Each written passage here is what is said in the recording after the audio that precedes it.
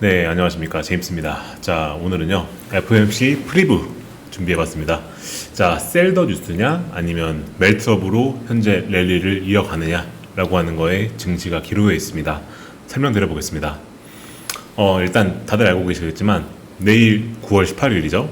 한국 시간 새벽으로 3시 정도에 FOMC 결과가 나옵니다. 지금 FOMC가 지금 현재 진행 중에 있는데요. 보시면은 여기 계신 이분이 누구냐면은 닉 티밀하우스라는 분이 계십니다. 이분이 그 페드의 비공식 대변인이라 불리는 분입니다. 그러니까 페드에 있는 그 여러 이사들과 좀 친한 분이거든요. 그래서 이분이 월스트리트 저널이라는 곳의 기자인데 이분이 항상 그 FOMC가 진행되는 동안에 정보를 흘립니다. 그래서 시장의 정보를 일부러 흘려서 시장의 혼란을 좀 막으려고 하는 그런 약간 그런 성격을 띠고 있거든요. 근데 이분이 트위터에 글을 썼는데 뭐라고 썼느냐? It's the strangest 라고 하는 게 뭔 말이냐면 가장 이상한 페드 미팅이 지금 진행되고 있다. 그러니까 이번 FOMC 미팅이 좀 많이 이상하다 라고 하는 좀 의미심장한 말을 했어요. 그래서 왜 이상한데? 라고 생각을 해보면 지금 당연하겠지만 현재 지금 트럼프가 페드를 흔들고 있죠. 그래서 뭐 스티브 미란이나 아니면 이제 그런 페드의 좀 친인사적인 그런 인물들을 현재 페드에 넣어서 그 금리를 좀 내리려고 하는 그런 게 있습니다. 그렇기 때문에 현재 지금 FOMC 되게 이상하게 흘러가고 있다라고 하는 그런 말을 하는 거라 볼 수가 있을 것 같고요. 그 다음에 후속으로 이제 글을 썼는데 뭐라고 나와 있느냐? 페드가 그 25bp를 내릴 것 같다. 그래서 25bp는 말 그대로 확정이다 라고 얘기를 썼습니다. 그럼 이제 그 다음에 여기서 이제 그렇게 얘기를 합니다. 그 다음에 이렇게 얘기를 하죠. 그 중요한 것은 그 다음 인하가 어떻게 될 것인가가 더 중요하다. 그러니까 금리 인하는 확정이니까 이제 그 다음 인하가 어떻게 될 것인가 라고 하는 게 사실상 더 중요하다 라고 이렇게 얘기하는 모습을 볼 수가 있습니다.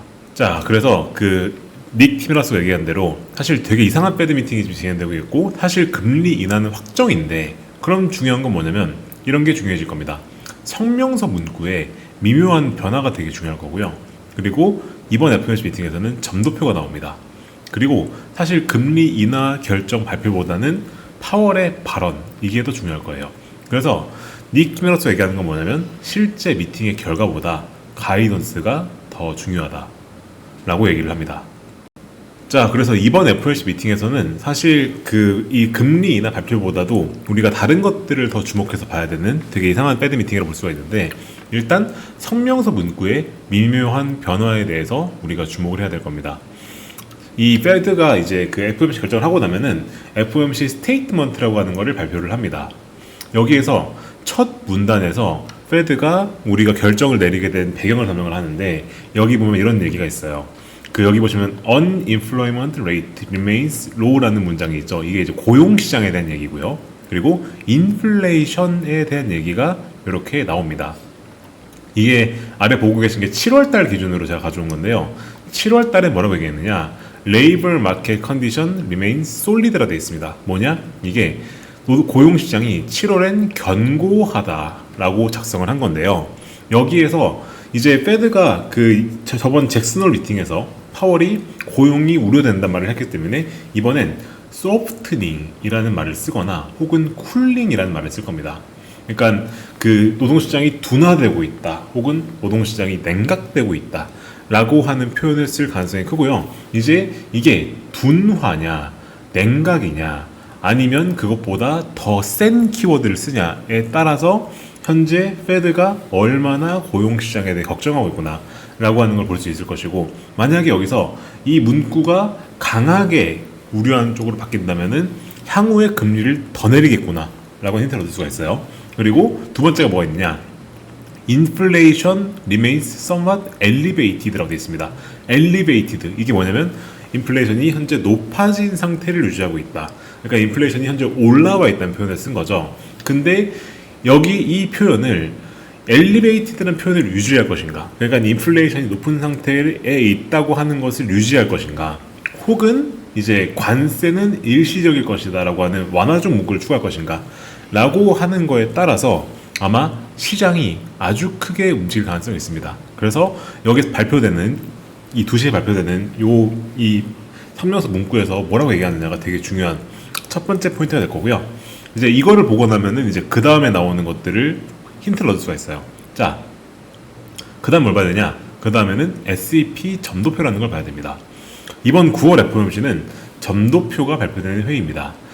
이 점도표라는 건 뭐냐면은 연준 위원들이 향후의 금리를 어떻게 전망하고 있는가 라고 하는 걸 표기하는 거예요. 여기 보이시는 자료가 이제 6월 달에 발표된 점도표거든요. 이때 2025년 말을 기준으로 했을 때 페드 위원들이 중간값으로 3.9%를 찍었습니다. 이건 뭔 말이냐면은 연말까지 1, 2회 정도의 금리 인하를 예견했다는 뜻입니다. 근데 이제 9월 달 점도표에는 과연 어떻게 찍혀 있을 것인가? 그래서 2025년 말이 중요합니다. 이게 올해 말까지 금리를 얼마 내릴 것인가? 라고 하는 거를 우리가 대강 볼 수 있는 자료거든요. 자, 우리가 기대하는 건 뭐냐? 금리가 내려가길 기대하죠. 그러니까 아까 말씀드렸던 3.9보다는 더 내려가야 될 겁니다. 만약에 3.9보다 한 번 더 내린다 가정하게 되면 이게 3.6으로 내려가야 되고요.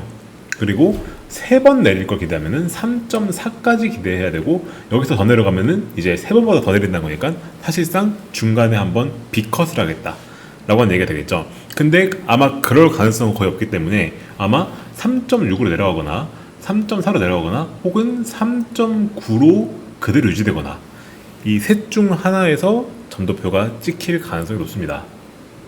자, 근데 현재 시장을 보게 되면은 페드 워치라는 게 있죠. 이게 이제 그 시장 참여자들이 얼마나 페드가 금리를 내릴 것 같은가라고 하는 것을 이제 베팅하는 이제 그런 걸 보시면 될 것 같은데, 이미 페드 워치 기준으로는 시장은 3회 인하를 전망 중입니다. 그러니까 이번에 금리 내릴 거고 이제 10월에 내릴 거고 그 다음에 12월에 한 번 더 내릴 거다. 그래서 올해는 3번 내릴 거다 라고 하는 걸 전망하고 있습니다.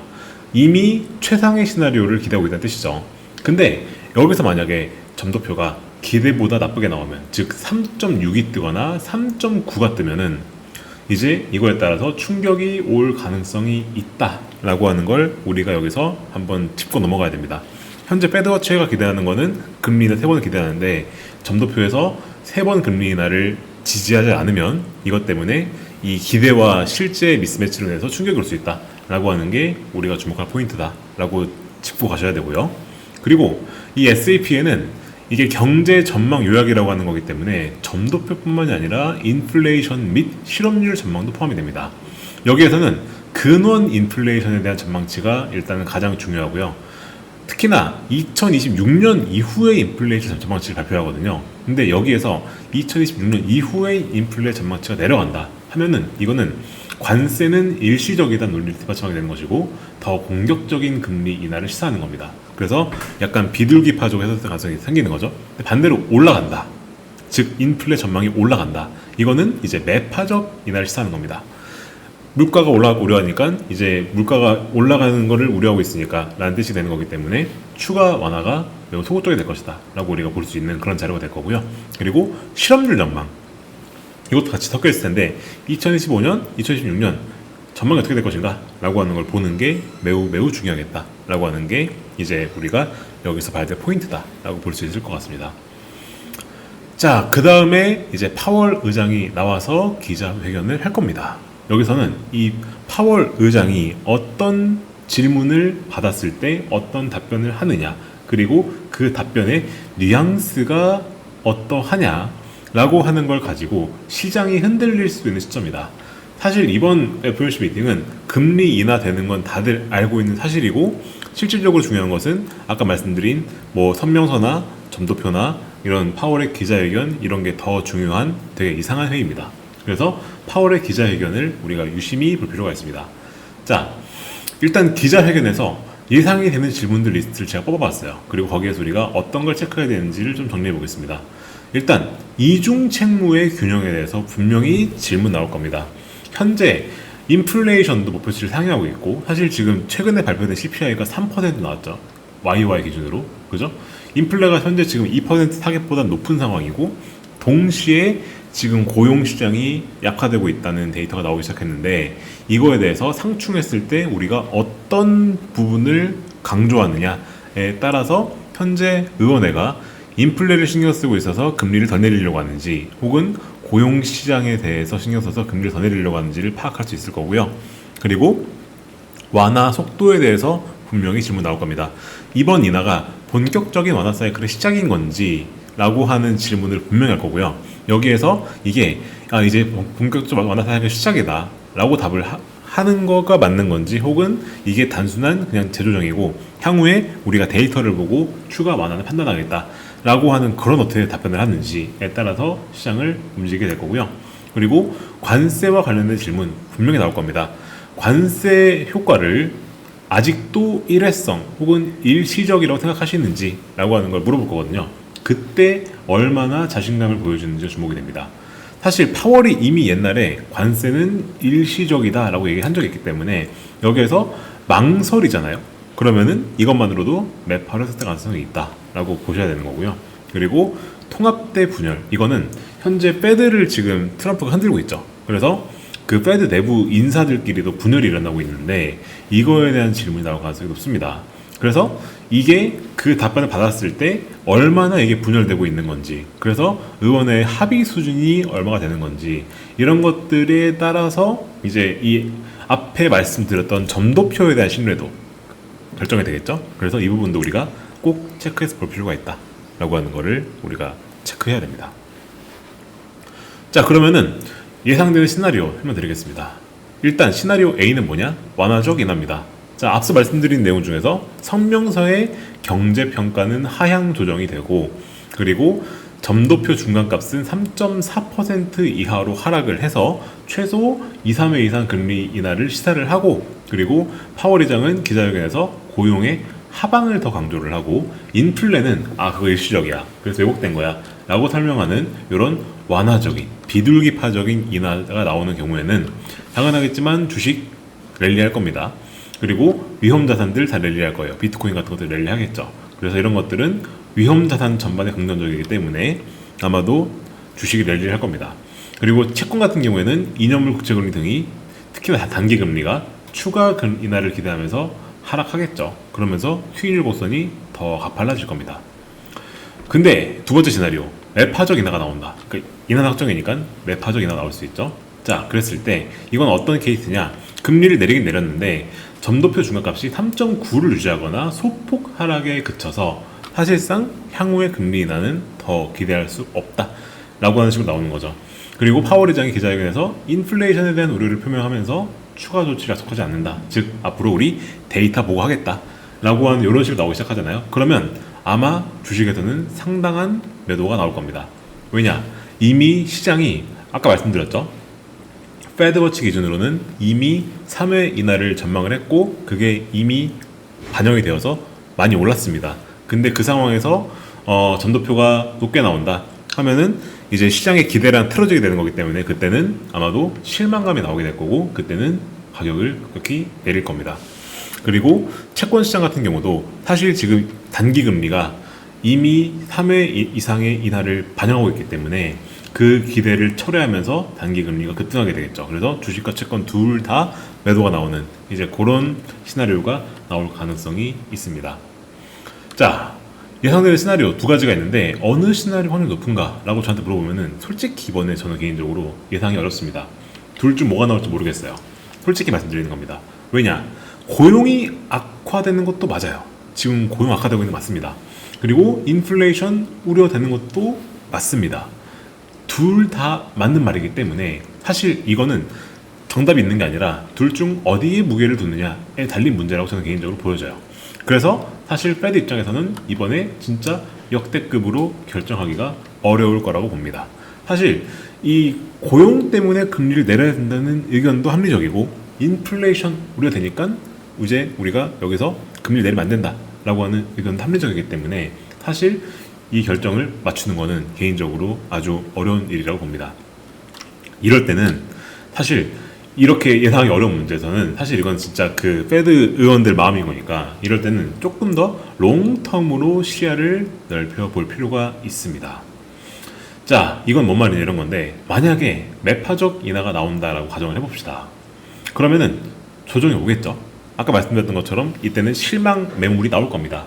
그래서 조정이 시작이 될 텐데 이게 그럼 단기 조정일까 아니면 장기 조정일까 라는 거를 한번 볼 필요가 있습니다. 근데 저는 개인적으로 이게 단기 조정일 가능성이 높다라고 봅니다. 왜냐면 아직까지 당장 경제가 침체 국면까지 들어갔다라고 보기는 어렵고요.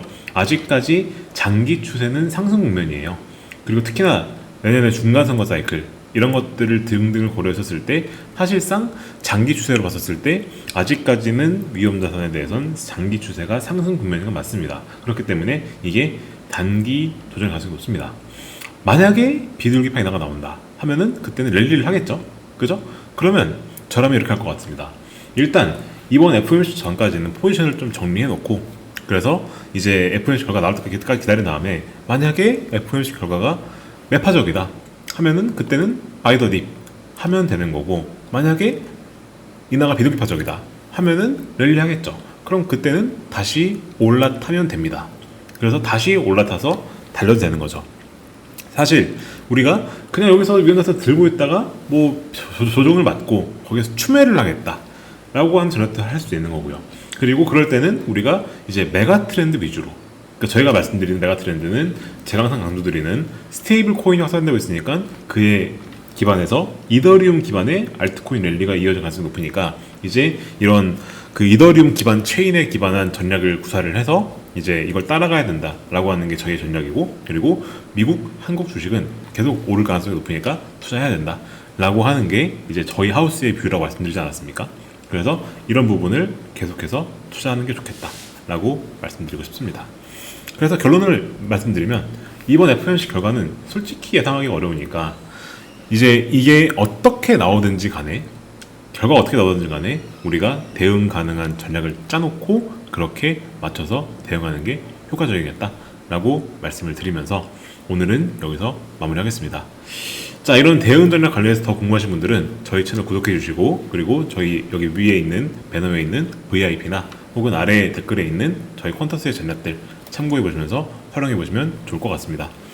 그럼 다들 성공 투자하시고요. 저는 또 다음에 뵙도록 하겠습니다. 감사합니다.